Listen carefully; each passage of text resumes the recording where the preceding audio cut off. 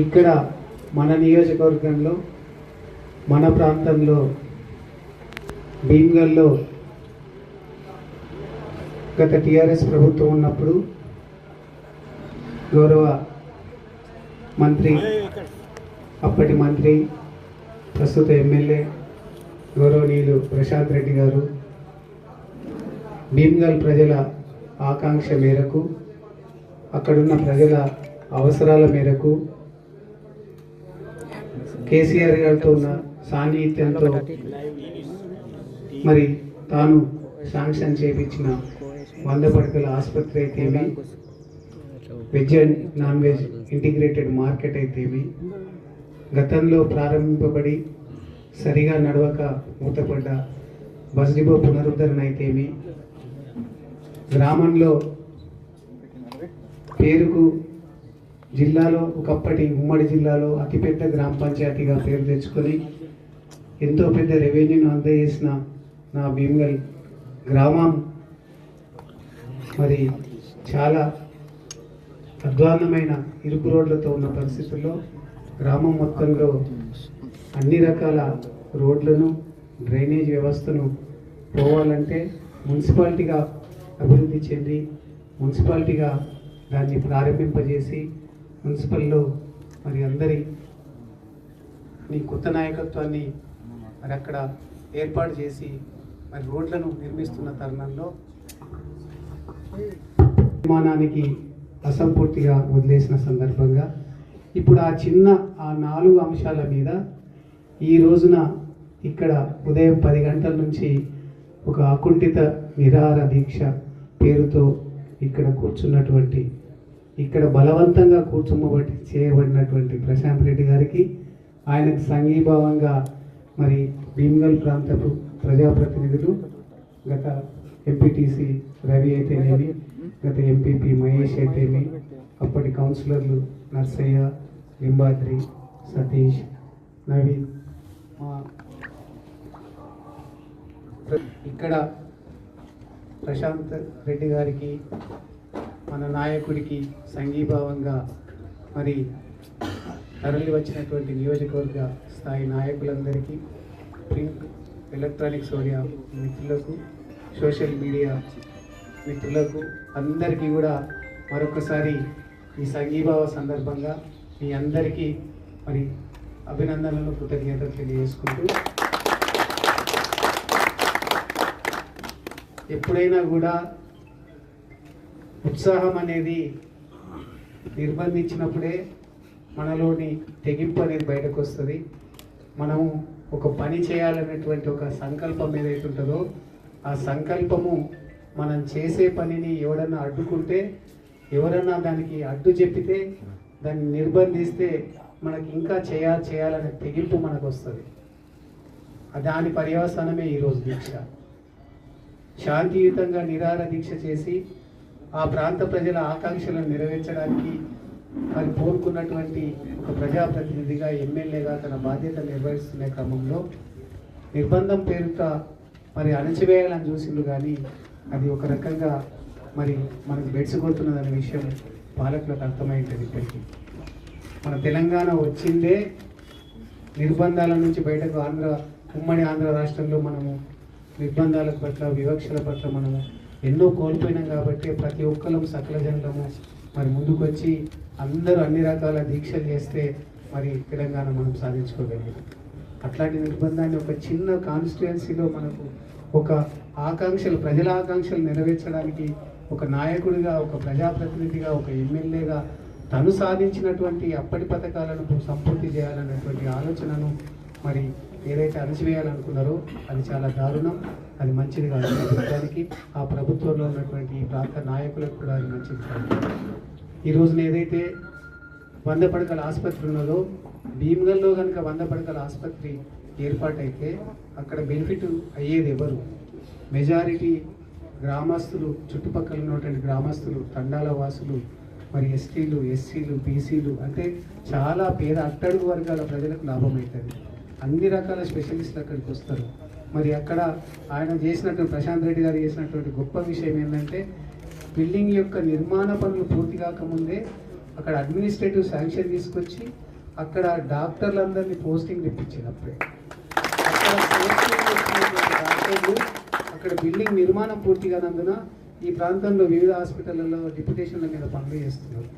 మరి అంత గొప్ప ఇప్పుడు ఈ క్షణంలో నిర్మాణం పూర్తయితే డాక్టర్లందరూ సేవలు అక్కడికి వస్తాయి. ఆ సేవల ద్వారా లాభపడేది ఎవరు?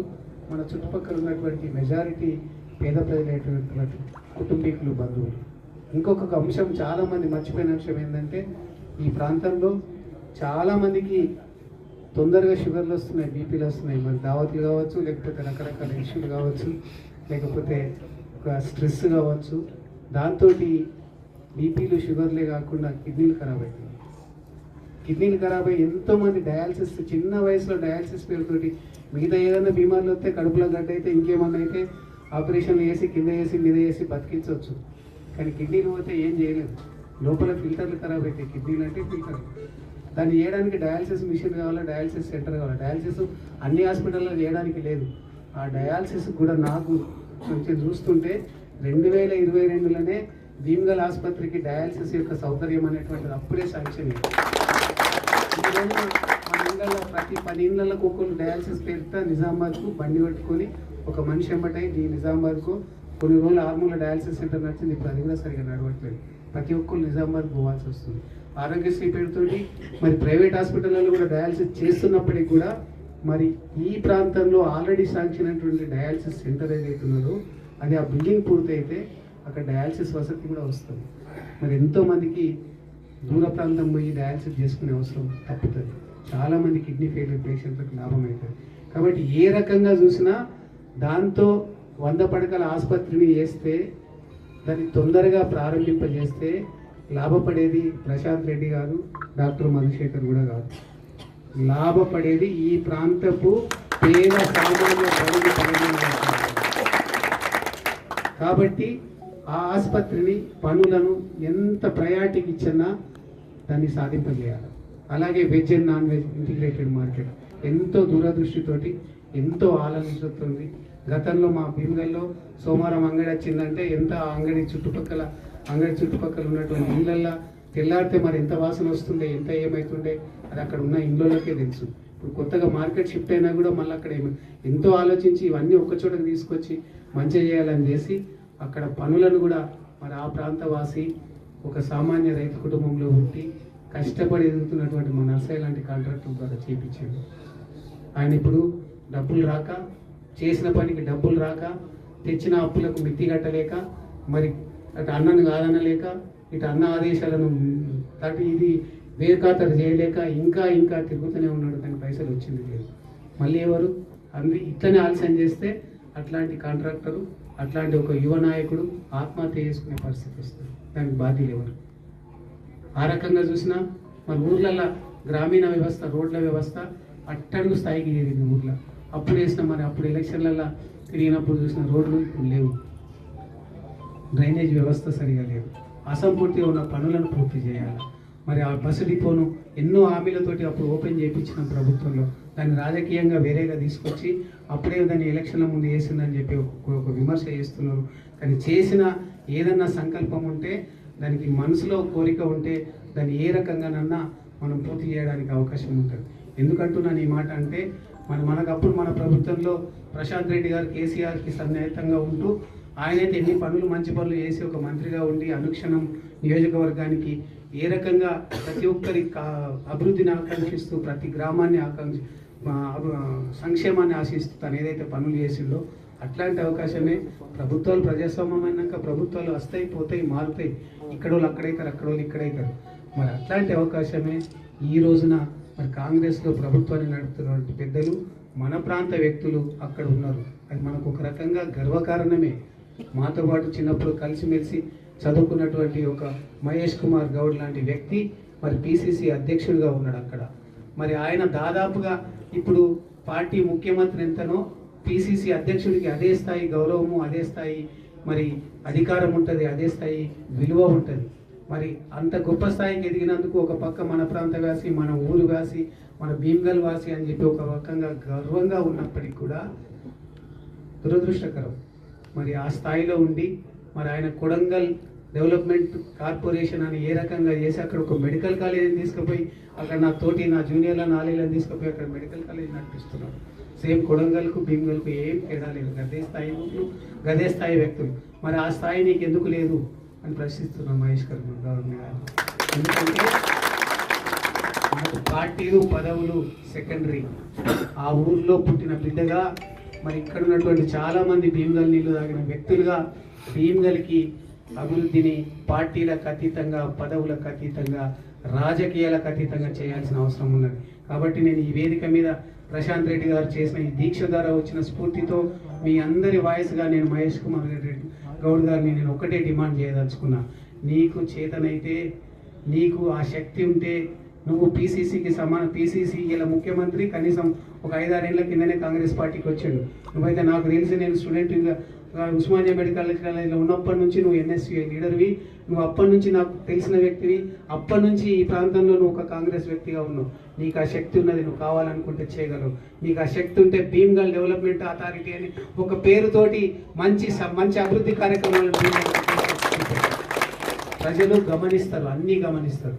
ఇలా ప్రశాంత్ రెడ్డిని నిర్బంధించినంత మాత్రాన మేము పనులు చేస్తున్నామని చెప్పి వాళ్ళు అన్నంత మాత్రాన అది వాళ్ళు ఎవరి ద్వారా జరిగింది, ఇది ఎట్లా శాంక్షన్ అయింది అని అంటే తెలుసుకోలేనంత మూర్ఖులేం కాదు ప్రజలు. అన్నీ గమనిస్తారు, అన్నీ గమనించరు. కాబట్టే రాష్ట్రం అంతటా ప్రభుత్వం పోయినా మన భీమ్గల్ ఓట్లతోటి మన నాయకుడిని మనం గెలిపించుకోవాలి. భవిష్యత్తు కూడా అదే జరగబోతుంది, రాబోయే తరంలో కూడా అదే జరుగుతుంది.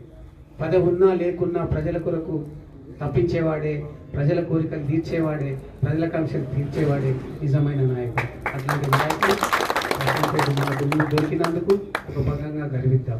నేను ఇందాక అన్నాను, ఈ నిర్బంధం చేసి వాళ్ళు ఏదో సాధించింది అనుకున్నారు. కానీ ఈ రోజున మనం మా ఊళ్ళో చేస్తే వచ్చే బెనిఫిట్ కంటే, వచ్చే మైలేజ్ కంటే ఇక్కడ రావడం వల్ల చాలా చాలా సంతోషంగా ఉంది. మరి అది మనకు వచ్చింది, ఆ మైలేజ్ వచ్చింది.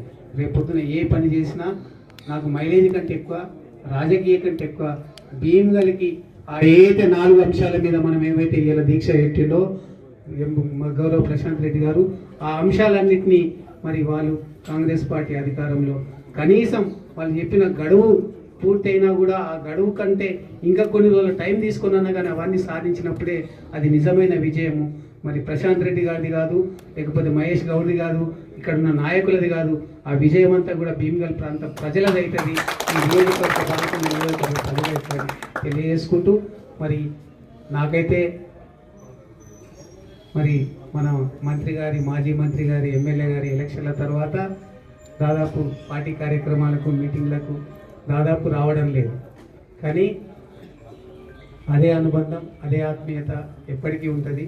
కాకపోతే నేను గమనించిన అంశం ఏంటంటే, మరి అప్పటి నుంచి దాదాపు 2.5 సంవత్సరాలు 8 నెలలు అయింది కదా, మరి వాళ్ళన్న అటెండెన్స్ 1-2 తగ్గుతుందేమో, వాళ్ళన్న నాయకులు ఇక్కడ ముఖాలు మార్చుకొని ఉంటారేమో అని చూస్తున్నా. కానీ అందరికీ అదే ఉత్సాహం ఉంది.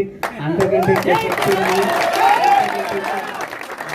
ఎక్కువ మరి ఇదే శక్తి ఎప్పటికి ఉండాలా.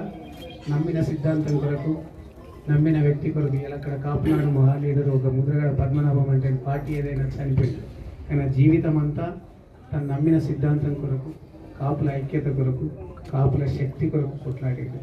అట్లాంటి నాయకులు ఏ పార్టీలో ఉన్నా, ఏ ప్రాంతంలో ఉన్నా ప్రజలు మర్చిపోరు. అట్లనే మన ప్రాంతంలో పార్టీలకు అతీతంగా మనం ఆ జమానా నుంచి చూస్తే మైపాల్ రెడ్డి గారిని చూసినాం, సంతోష్ రెడ్డి గారిని చూసినాం, మరి గోవర్ధన్ని చూసినాం, అన్నపూర్ణను చూసినాం.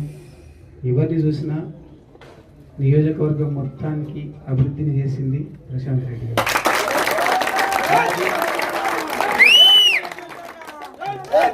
అలాగే నేను 35 ఏళ్ల పైన ఆర్మూర్లో ప్రాక్టీస్ పెట్టిన అనుక్షణం తప్పించేది నా భీమ్గల్ కొరకు, నా భీమ్గల్ ప్రజల కొరకు. ఇప్పటికీ నా ఊరి ప్రజలకు తీసుకోకుండా చూస్తున్నాను. ఏం చేసినా నా భీమ్గల్లో మంచి జరగాలన్నా, భీమ్గల్లో మరి ఏ అభివృద్ధి జరగాలన్నా అది నేను ఆ రోజున కూడా గవర్నమెంట్ హాస్పిటల్ 100 పడకల హాస్పిటల్ ఓపెన్ అయిన రోజు కూడా మరి మంత్రి గారికి చెప్పడం జరిగింది.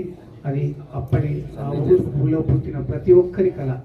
సుదర్శన్ రావు గారి నుంచి మొదలు పెడితే, గోవిందరావు గారి నుంచి మొదలు పెడితే, మన సురేందర్ రెడ్డి గారి నుంచి మొదలు పెడితే, మా నాన్నగారి బద్దిలింగయ్య గారి నుంచి మొదలు పెడితే, ఒక్కొక్కరు మా పెద్ద బొమ్మన లాంటి మా పాతకాలపు పెద్ద మనుషులను మొదలుపెట్టుకుంటే అందరినీ చిన్న భూమన కానీ పెద్ద భూమన కానీ కులాలు లేదు, మతాలు లేదు.